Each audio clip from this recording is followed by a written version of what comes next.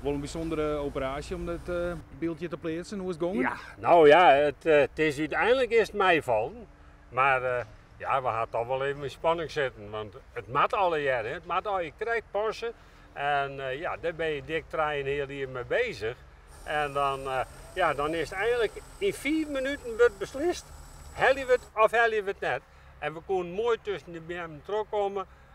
Ja, het past alle jaar. We hier goed uitrekenen. Ja. Want de grootste angst weer dat de BM eventueel beskerig of schoentrekken worden? Nou ja, dat het er net tussen komen. En ja, het ging om 2 BM van Kevin daar tussen terugkomen. Is de giek lang genoeg van de kraan. En ja, dat we hier goed berekenen. Ik zeg al dat er een BM Delhelle wie of wie die al plat? Nee, die hier we misschien al wij hellen. Maar ja, het is van Staatsbosbeheer.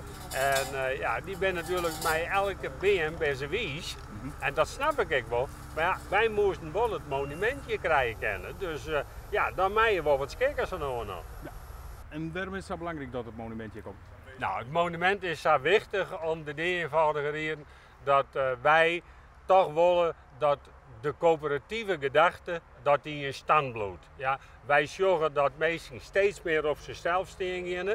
Dat sommige dingen steeds groter worden. Maar aan de andere kant, we hebben er alle jaar nodig. En dat is eigenlijk het doel van dit monument. Van dat wij snel laten willen van dat de coöperatieve gedachte steeds strooijong wordt. Dat is juist ik aan het monument.